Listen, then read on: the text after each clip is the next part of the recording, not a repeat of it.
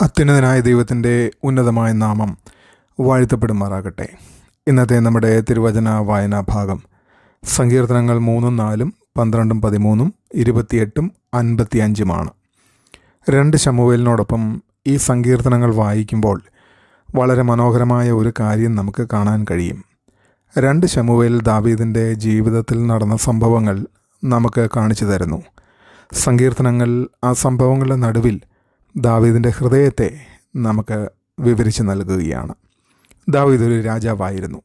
എന്നാൽ അവൻ ഭയം, വഞ്ചന, ഏകാന്തത, തിരസ്കാരം, എതിർപ്പ്, ആഴത്തിലുള്ള മാനസിക വേദന എന്നിവ അനുഭവിച്ച ഒരു മനുഷ്യനുമായിരുന്നു. എന്നിരുന്നാലും വീണ്ടും വീണ്ടും തൻ്റെ കലങ്ങിയ ഹൃദയത്തെ ദൈവസന്നിധിയിൽ കൊണ്ടുവരാൻ അവൻ പഠിച്ചു. സങ്കീർത്തനം 3 ആരംഭിക്കുന്നത് ദാവീദ് ശത്രുക്കളാൽ ചുറ്റപ്പെട്ടിരിക്കുന്ന ഒരു സാഹചര്യത്തിലാണ്. യഹോവേ, എൻ്റെ വൈരികൾ എത്ര പെരുകിയിരിക്കുന്നു. 2 ശമൂവേൽ 15 സംഭവങ്ങളുമായി ഇത് പ്രത്യേകമായി പൊരുത്തപ്പെടുന്നു. അബ്ശാലോം കലാപം നടത്തിയപ്പോൾ ദാവീദിന് യെരൂശലേമിൽ നിന്ന് ഓടിപ്പോകേണ്ടി വന്നു. ആ സാഹചര്യം ഒന്ന് ചിന്തിച്ച് നോക്കുക. ഒരിക്കൽ ശക്തനായ രാജാവായിരുന്ന ദാവീദ് ഇപ്പോൾ യെരൂശലേമിൽ നിന്ന് പുറത്തേക്ക് പോകുകയാണ്. കിദ്രോൻ താഴ്വര കടന്ന് തൻ്റെ ജീവൻ രക്ഷിക്കാനായി ഓടുകയാണ്. അതും സ്വന്തം മകൻ തന്നെ തനിക്കെതിരെ വരുമ്പോൾ. എന്നാൽ ദാവീദ് പറയുന്നു, നീയോ യഹോവേ, എനിക്ക് ചുറ്റുമുള്ള പരിചയം, എൻ്റെ മഹത്വവും എൻ്റെ തല ഉയർത്തുന്നവനും ആകുന്നു. അതാണ് വിശ്വാസം. ദാവീദ് അപകടത്തെ നിഷേധിക്കുന്നില്ല, എല്ലാം സുഖമാണെന്ന് നടിക്കുന്നുമില്ല. ശത്രുക്കളെ അവൻ അംഗീകരിക്കുന്നു. എന്നാൽ ശത്രുക്കളെക്കാൾ തൻ്റെ ദൈവത്തെ വലിയവനായി കാണാൻ അവൻ വിസമ്മതിക്കുന്നില്ല. സങ്കീർത്തനം 4 ഇതേ ചിന്ത തുടരുന്നു. ദാവീദ് കഷ്ടതയിലാണെങ്കിലും പറയുന്നു, എൻ്റെ ഹൃദയത്തിൽ അവർ ധാന്യവും വീഞ്ഞും പെരുകിയപ്പോൾ ഉണ്ടായതിനേക്കാൾ അധികം സന്തോഷം നീ എനിക്ക് നൽകിയിരിക്കുന്നു. അവൻ്റെ സാഹചര്യങ്ങൾ മാറിയിരിക്കണമെന്നില്ല. എന്നാൽ തൻ്റെ സാഹചര്യങ്ങളെ ദൈവസന്നിധിയിൽ കൊണ്ടുവന്നപ്പോൾ അവൻ്റെ ഹൃദയം മാറി. വിശ്വാസം എന്നത് ശത്രുക്കൾ ഇല്ലാത്ത അവസ്ഥയല്ല. ശത്രുക്കളെക്കാൾ ദൈവം വലിയവനാണെന്ന് വിശ്വസിക്കുന്നതാണ് വിശ്വാസം. പ്രശ്നം മാറിയതിനു ശേഷം മാത്രമേ സമാധാനം ലഭിക്കൂ എന്ന് ചിലപ്പോൾ നാം കരുതുന്നു. എന്നാൽ ദാവീദ് നമ്മെ പഠിപ്പിക്കുന്നത് പ്രശ്നം നിലനിൽക്കുമ്പോഴും സമാധാനം ലഭിക്കാം എന്നതാണ്. ചിലപ്പോൾ ആളുകൾ നമ്മെ തെറ്റിദ്ധരിക്കാം, എതിർക്കാം, വിമർശിക്കാം, അല്ലെങ്കിൽ നമുക്കെതിരെ തിരിയാം. കുടുംബത്തിൽ, ശുശ്രൂഷയിൽ, നമ്മുടെ ജോലി മേഖലകളിൽ, നമ്മുടെ ബന്ധങ്ങളിൽ വിവിധ തരത്തിലുള്ള പ്രശ്നങ്ങൾ നമുക്ക് നേരിടേണ്ടി വരാം. അപ്പോൾ ചോദ്യം ഇതല്ല, എനിക്ക് ചുറ്റും ശത്രുക്കളുണ്ടോ എന്നല്ല. യഥാർത്ഥ ചോദ്യം, എൻ്റെ ശത്രുക്കൾ എനിക്ക് ചുറ്റുമുള്ളപ്പോൾ എനിക്ക് ചുറ്റും ആരുണ്ട്? ദാവീദ് പറയുന്നു, നീയോ യഹോവേ, എനിക്ക് ചുറ്റും പരിചയമാകുന്നു. സങ്കീർത്തനം 12 ആരംഭിക്കുന്നത് വേദനാജനകമായ ഒരു നിരീക്ഷണത്തോടെയാണ്. വിശ്വസ്തന്മാർ മനുഷ്യപുത്രന്മാരുടെ ഇടയിൽ നിന്ന് ഇല്ലാതെ പോകുന്നു. നുണ, മുഖസ്തുതി, അഹങ്കാരം, വഞ്ചന എന്നിവ നിറഞ്ഞ ഒരു ലോകത്തെയാണ് ദാവീദ് കാണുന്നത്. ഇത് നമ്മുടെ തലമുറയോടും വളരെ ബന്ധപ്പെട്ടിരിക്കുന്നു. ആളുകൾ ഒരു കാര്യം പറയുകയും മറ്റൊന്ന് ഉദ്ദേശിക്കുകയും ചെയ്യാം. വാക്കുകൾ വളച്ചൊടിക്കപ്പെടാം. സോഷ്യൽ മീഡിയയിലൂടെ തെറ്റായ വിവരങ്ങൾ നിമിഷങ്ങൾക്കുള്ളിൽ പ്രചരിക്കാം. ഒരാൾ പൊതുജനങ്ങൾക്ക് മുൻപിൽ ഒരു പ്രതിച്ഛായ സൃഷ്ടിക്കുകയും സ്വകാര്യ ജീവിതത്തിൽ അതിന് തികച്ചും വിരുദ്ധമായിരിക്കുകയും ചെയ്യാം. അതിനാൽ ദാവീദ് ദൈവത്തോട് ഇടപെടണമെന്ന് അപേക്ഷിക്കുന്നു. തുടർന്ന് സങ്കീർത്തനം 13 കൂടുതൽ വ്യക്തിപരമായ വേദനയിലേക്ക് കടക്കുന്നു. യഹോവേ, നീ എന്നെ എത്രത്തോളം മറന്നുകൊണ്ടിരിക്കും? 4 പ്രാവശ്യം ദാവീദ് എത്രത്തോളം എന്ന് ചോദിക്കുന്നു. ഇത് വിശ്വാസം നഷ്ടപ്പെട്ട ഒരു മനുഷ്യൻ്റെ പ്രാർത്ഥനയല്ല.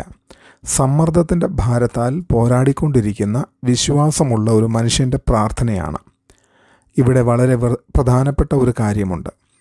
നമ്മുടെ സത്യസന്ധമായ ചോദ്യങ്ങൾ ദൈവസന്നിധിയിൽ കൊണ്ടുവരാൻ ദൈവം നമ്മെ അനുവദിക്കുന്നു. ദാവീദ് തൻ്റെ വേദനയെ മതപരമായ വാക്കുകളുടെ പിന്നിൽ ഒളിപ്പിക്കുന്നില്ല. എന്നാൽ സങ്കീർത്തനത്തിൻ്റെ അവസാനം ശ്രദ്ധിക്കുക. ഞാനോ നിൻ്റെ അചഞ്ചലമായ സ്നേഹത്തിൽ ആശ്രയിക്കുന്നു. നിൻ്റെ രക്ഷയിൽ എൻ്റെ ഹൃദയം ആനന്ദിക്കും. സാഹചര്യം ഇപ്പോഴും പരിഹരിക്കപ്പെട്ടിട്ടില്ല. എന്നാൽ ദാവീദ് എത്രത്തോളം എന്ന ചോദ്യത്തിൽ നിന്ന് ഞാൻ ആശ്രയിക്കുന്നു എന്ന വിശ്വാസത്തിലേക്ക് കടന്നിരിക്കുന്നു. ശൗലിൻ്റെ പീഡനകാലത്തും അബ്ശാലോമിൻ്റെ കലാപകാലത്തും സ്വന്തം പാപത്തിൻ്റെ പരിണിത ഫലങ്ങൾ അനുഭവിച്ച കാലത്തും ദാവീദ് ദൈവം മൗനമായിരിക്കുന്നത് പോലെ തോന്നിയ പല കാലഘട്ടങ്ങളിലൂടെ കടന്നുപോയി. പ്രത്യേകിച്ച് 2 ശമൂവേൽ 13 മുതൽ 15 വരെയുള്ള അധ്യായങ്ങളിൽ കുടുംബത്തിലെ ദുരന്തം, അമ്നോൻ്റെ പാപം, അബ്ശാലോമിൻ്റെ കലാപം, ഒടുവിൽ യെരൂശലേമിൽ നിന്നുള്ള ദാവീദിൻ്റെ പലായനം, ഇവയെല്ലാം അവൻ അനുഭവിക്കുന്നു. എന്നാൽ ദൈവത്തിൻ്റെ വഴികൾ മനസ്സിലാക്കാൻ കഴിയാതിരുന്നപ്പോഴും ദൈവത്തിൻ്റെ സ്വഭാവത്തിൽ വിശ്വസിക്കാൻ അവൻ പഠിച്ചു. ചിലപ്പോൾ ദൈവം മൗനമായിരിക്കുന്നത് പോലെ തോന്നും. നാം പ്രാർത്ഥിക്കുന്നു, എന്നാൽ ഒന്നും സംഭവിക്കുന്നതായി തോന്നുന്നില്ല. നാം ചോദിക്കുന്നു, കർത്താവേ എത്രത്തോളം? സങ്കീർത്തനം 13 നമ്മെ പഠിപ്പിക്കുന്നത് കാത്തിരിപ്പ് എന്നത് ഉപേക്ഷിക്കപ്പെട്ടിരിക്കുന്നു എന്നതല്ല. ദൈവം മൗനമായിരിക്കാം, എന്നാൽ അവൻ ദൈവമായിരിക്കുന്നതിൽ നിന്ന് ഒരിക്കലും വിരമിച്ചിട്ടില്ല. സങ്കീർത്തനം 28 ആരംഭിക്കുന്നത് അത്യന്തം ആകുലമായ ഒരു പ്രാർത്ഥനയോടെയാണ്. യഹോവേ, എൻ്റെ പാറയായുള്ളവേ, ഞാൻ നിന്നോട് നിലവിളിക്കുന്നു. ഭയപ്പെടുമ്പോൾ എവിടേക്കാണ് പോകേണ്ടുന്നതെന്ന് ദാവീദിന് അറിയാം. അവൻ ആദ്യം മനുഷ്യ പരിഹാരങ്ങളിലേക്ക് ഓടുന്നില്ല, അവൻ ദൈവത്തെങ്കിലേക്ക് ഓടുന്നു. തുടർന്ന് സങ്കീർത്തനത്തിൽ ഒരു മാറ്റം സംഭവിക്കുന്നു. യഹോവ വാഴ്ത്തപ്പെടുമാറാകട്ടെ, അവൻ എൻ്റെ യാചനാ ശബ്ദം കേട്ടിരിക്കുന്നു. ദാവീദ് പ്രാർത്ഥനയിൽ നിന്ന് സ്തുതിയിലേക്കും ഭയത്തിൽ നിന്ന് ആത്മവിശ്വാസത്തിലേക്കും മാറുന്നു. ദാവീദിൻ്റെ ജീവിതത്തിലുടനീളം നാം കാണുന്ന മഹത്തായ ഒരു മാതൃകയാണിത്. അവൻ്റെ ജീവൻ പലതവണ അപകടത്തിലായി, എന്നാൽ ദൈവം വീണ്ടും വീണ്ടും അവനെ വിടുവിച്ചു. 2 ശമൂവേലിൽ ദാവീദ് ശത്രുക്കളുടെ മേൽ വിജയം നേടുന്നതായി നാം കാണുന്നു. എന്നാൽ അവൻ്റെ ഏറ്റവും വലിയ ശക്തി അവൻ്റെ സൈനിക ശേഷി ആയിരുന്നില്ല. താൻ നിസ്സഹായനായിരിക്കുമ്പോൾ എവിടേക്ക് തിരിയണമെന്ന് അവൻ അറിയാമായിരുന്നു എന്നതാണ് അവൻ്റെ ഏറ്റവും വലിയ ശക്തി. ദാവീദിന് വാൾ കൊണ്ട് യുദ്ധം ചെയ്യാൻ കഴിഞ്ഞു, എന്നാൽ മുട്ടിന്മേൽ നിന്നും യുദ്ധം ചെയ്യാനും അവൻ അറിയാമായിരുന്നു. പ്രാർത്ഥന നമ്മുടെ അവസാന ആശ്രയം ആയിരിക്കരുത്. പ്രാർത്ഥന നമ്മുടെ ആദ്യ പ്രതികരണമായിരിക്കണം. എന്ത് ചെയ്യണമെന്നറിയാത്തപ്പോൾ നമുക്ക് പറയാം, കർത്താവേ, നീ എൻ്റെ പാറയാകുന്നു. സാഹചര്യത്തെ നിയന്ത്രിക്കാൻ നമുക്ക് കഴിയാത്തപ്പോൾ അത് ദൈവത്തിൻ്റെ കരങ്ങളിൽ ഏൽപ്പിക്കാം. ഈ സങ്കീർത്തനങ്ങളിൽ ഏറ്റവും ഹൃദയഭേദകമായത് ഒരുപക്ഷെ സങ്കീർത്തനം 55 ആയിരിക്കും. ദാവീദിനെ അലട്ടുന്നത് ശത്രുക്കൾ മാത്രമല്ല, തൻ്റെ അടുത്തിരുന്ന ഒരാളുടെ വഞ്ചനയാൽ അവൻ ആഴത്തിൽ മുറിവേറ്റിരിക്കുന്നു. അവൻ പറയുന്നു, ശത്രുവാണ് എന്നെ നിന്ദിച്ചിരുന്നതെങ്കിൽ എനിക്ക് സഹിക്കാമായിരുന്നു, എന്നാൽ നീയോ എന്നോട് സമനായ മനുഷ്യൻ, എൻ്റെ പ്രാണസഖിയും പ്രാണസ്നേഹിതനും ആയിരുന്നു. 2 ശമൂവേൽ 15 പശ്ചാത്തലത്തിൽ ഈ സങ്കീർത്തനത്തിന് പ്രത്യേകമായ അർത്ഥം ലഭിക്കുന്നു. അബ്ശാലോം ദാവീദിൻ്റെ സ്വന്തം മകനായിരുന്നു. ദാവീദിൻ്റെ വിശ്വസ്തനായ ഉപദേഷ്ടാവായ അഹീത്തോഫേലും അബ്ശാലോമിൻ്റെ കലാപത്തിൽ ചേർന്നു. ഇത് വെറും രാഷ്ട്രീയ എതിർപ്പായിരുന്നില്ല, ഇത് വ്യക്തിപരമായ വഞ്ചനയായിരുന്നു. ദാവീദ് പറയുന്നു, എൻ്റെ സഖി തൻ്റെ സ്നേഹിതന്മാരുടെ നേരെ കൈ ഉയർത്തുന്നു, തൻ്റെ ഉടമ്പടി ലംഘിക്കുന്നു.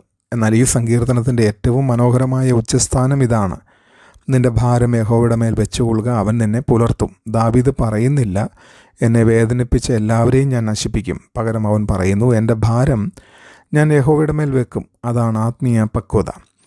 ഈ സങ്കീർത്തനങ്ങളെ 2 ശമൂവേലിനോടൊപ്പം വായിക്കുമ്പോൾ നമുക്ക് വളരെ ശക്തമായ ഒരു കാര്യം മനസ്സിലാക്കാം. ദാവീദ് ഒരിക്കലും ഭയപ്പെടാത്ത മനുഷ്യനായിരുന്നില്ല, എന്നാൽ തൻ്റെ ഭയം എവിടേക്ക് കൊണ്ടുപോകണമെന്ന് അവൻ അറിയാമായിരുന്നു. അവൻ ഒരിക്കലും ദുഃഖിക്കാത്ത മനുഷ്യനായിരുന്നില്ല, എന്നാൽ തൻ്റെ ദുഃഖം എവിടേക്ക് കൊണ്ടുപോകണമെന്ന് അവൻ അറിയാമായിരുന്നു. അവൻ ഒരിക്കലും വഞ്ചന അനുഭവിക്കാത്ത മനുഷ്യനും ആയിരുന്നില്ല, എന്നാൽ തൻ്റെ മുറിവുകൾ ആരുടെ കൈകളിൽ ഏൽപ്പിക്കണമെന്ന് അവൻ പഠിച്ചു. അതുകൊണ്ടാണ് സങ്കീർത്തനങ്ങൾ ഇന്നും നമുക്ക് ഇത്ര പ്രസക്തമായിരിക്കുന്നത്. നമ്മുടെ സാഹചര്യങ്ങൾ ദാവീദിൻ്റേതിൽ നിന്ന് വ്യത്യസ്തമായിരിക്കാം, എന്നാൽ മനുഷ്യഹൃദയം ഇന്നും അതേപോലെയാണ്.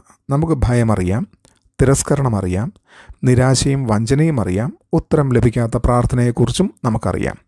എന്നാൽ ദാവീദ് നമ്മെ പഠിപ്പിക്കുന്നു, നിൻ്റെ വേദന നിന്നെ ദൈവത്തിൽ നിന്ന് അകറ്റാൻ അനുവദിക്കരുത്, മറിച്ച് നിൻ്റെ വേദന നിന്നെ ദൈവത്തോട് കൂടുതൽ അടുപ്പിക്കട്ടെ. ഇന്നുള്ള നമ്മുടെ ക്രിസ്തീയ ജീവിതത്തിന് ഈ സങ്കീർത്തനങ്ങളിൽ നിന്ന് 3 ആത്മീയ പാഠങ്ങൾ നമുക്ക് ലഭിക്കുന്നു. 1, ദൈവ സാന്നിധ്യത്തെ നമ്മുടെ സാഹചര്യങ്ങൾ കൊണ്ട് അളക്കരുത്. ദാവീദ് യെരൂശലേമിൽ നിന്ന് ഓടിപ്പോവുകയായിരുന്നു, എങ്കിലും ദൈവം അവനോട് കൂടെ ഉണ്ടായിരുന്നു. അവൻ ശത്രുക്കളാൽ ചുറ്റപ്പെട്ടിരുന്നു, എങ്കിലും ദൈവം അവൻ്റെ പരിചയമായിരുന്നു. താൻ മറക്കപ്പെട്ടുവെന്ന് അവന് തോന്നി, എങ്കിലും ദൈവം അവനെ മറന്നിരുന്നില്ല. കഠിനമായ ഒരു കാലഘട്ടം ദൈവം നമ്മെ വിട്ടുപോയി എന്നതിൻ്റെ തെളിവല്ല. നമ്മുടെ സാഹചര്യം മോശമായിരിക്കാം, എന്നാൽ ദൈവസാന്നിധ്യം മാറിയിട്ടില്ല. 2, നമ്മുടെ വികാരങ്ങളെ മനുഷ്യരിലേക്കല്ല, ആദ്യം ദൈവത്തിലേക്കാണ് കൊണ്ടുപോകേണ്ടത്. ദാവീദ് തൻ്റെ ഭയം, കോപം, ദുഃഖം, ചോദ്യങ്ങൾ എല്ലാം നേരിട്ട് ദൈവത്തോട് പറഞ്ഞു. ഇന്ന് നാം പലപ്പോഴും നമ്മുടെ നിരാശകൾ ആദ്യം വാട്സാപ്പിലേക്കോ സോഷ്യൽ മീഡിയയിലേക്കോ സുഹൃത്തുക്കളിലേക്കോ മറ്റുള്ളവരിലേക്കോ കൊണ്ടുപോകുന്നു. ദാവീദ് മറ്റൊരു വഴി നമ്മെ പഠിപ്പിക്കുന്നു. പ്രതികരിക്കുന്നതിന് മുൻപ് പ്രാർത്ഥിക്കുക. മനുഷ്യരോട് പരാതിപ്പെടുന്നതിന് മുൻപ് ദൈവസന്നിധിയിൽ കരയുക. ഒരു തീരുമാനമെടുക്കുന്നതിന് മുൻപ് ദൈവത്തിൻ്റെ ജ്ഞാനം അന്വേഷിക്കുക. പ്രാർത്ഥനയുള്ള ഹൃദയം വികാരത്തിൻ്റെ പെട്ടെന്നുള്ള പ്രതികരണത്താൽ നിയന്ത്രിക്കപ്പെടാനുള്ള സാധ്യത കുറവാണ്. 3, നമ്മുടെ ഭാരം സ്വയം ചുമക്കാതെ ദൈവത്തിനെ ഏൽപ്പിക്കുക. സങ്കീർത്തനം 55:22 നമുക്ക് ഈ സത്യം കാണാം. നിന്റെ ഭാരം യഹോവയുടെ മേൽ വെച്ചുകൊള്ളുക, അവൻ നിന്നെ പുലർത്തും. ശ്രദ്ധിക്കുക, ദൈവം എല്ലാ ഭാരവും നീക്കം ചെയ്യുമെന്ന് ഈ വാക്യം പറയുന്നില്ല. അവൻ നിന്നെ പുലർത്തും എന്നാണ് പറയുന്നത്. ചിലപ്പോൾ ദൈവം സാഹചര്യം മാറ്റുന്നു, ചിലപ്പോൾ ദൈവം ആ സാഹചര്യത്തിനുള്ളിൽ നമ്മെ മാറ്റുന്നു. എന്നാൽ രണ്ട് സാഹചര്യങ്ങളിലും അവൻ്റെ കൃപ മതിയാകുന്നു. ഇന്ന് നമുക്ക് ചിന്തിക്കുവാൻ, പ്രശ്നം വരുമ്പോൾ ഞാൻ എവിടേക്കാണ് പോകുന്നത്? എൻ്റെ ആത്മവിശ്വാസം ദൈവത്തിൻ്റെ സ്വഭാവത്തിലാണോ അതോ എൻ്റെ സാഹചര്യങ്ങളിലാണോ? 2 ശമൂവേലിലൂടെ മുന്നോട്ട് പോകുമ്പോൾ ദാവീദിൻ്റെ ജീവിതത്തെ പുറത്തുനിന്ന് നാം കാണുന്നു. എന്നാൽ സങ്കീർത്തനങ്ങൾ 3, 4, 12, 13, 28, 55 വായിക്കുമ്പോൾ ദാവീദിൻ്റെ ഹൃദയത്തിൽ നിന്നുള്ള ശബ്ദം നാം കേൾക്കുന്നു.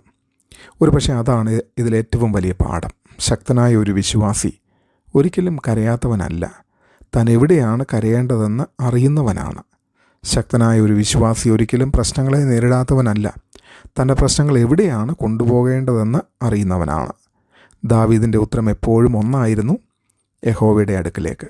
അതുകൊണ്ട് ഇന്ന് നാം എന്തിനെ ആയാലും നേരിടുന്നുണ്ടെങ്കിൽ, ഭയമായിക്കൊള്ളട്ടെ, എതിർപ്പായിക്കൊള്ളട്ടെ, വഞ്ചനയാവട്ടെ, ഉത്തരം ലഭിക്കാത്ത പ്രാർത്ഥനയാവട്ടെ, കുടുംബ പ്രശ്നങ്ങളാകട്ടെ, അല്ലെങ്കിൽ മറ്റുള്ളതായ അനിശ്ചിതത്വങ്ങൾ ആയിക്കൊള്ളട്ടെ, ദാവീദ് ചെയ്തതുപോലെ നമുക്കും ചെയ്യാം. സത്യസന്ധമായി പ്രാർത്ഥിക്കാം, പൂർണ്ണമായി വിശ്വസിക്കാം, ക്ഷമയോടെ കാത്തിരിക്കാം, നമ്മുടെ ഭാരങ്ങളെ യഹോവയുടെ മേൽ വെച്ചു കൊടുക്കാം. കാരണം ദാവീദിൻ്റെ ജീവിതത്തിലെ ഏറ്റവും ഇരുണ്ട അധ്യായങ്ങളിലും അവനെ പുലർത്തിയ ദൈവം ഇന്നും നമ്മുടെ പാറയും നമ്മുടെ പരിചയം നമ്മെ പുലർത്തുന്നവനും ആകുന്നു. ദൈവം നമ്മെ എല്ലാവരെയും അനുഗ്രഹിക്കുമാറാകട്ടെ. ആമേൻ.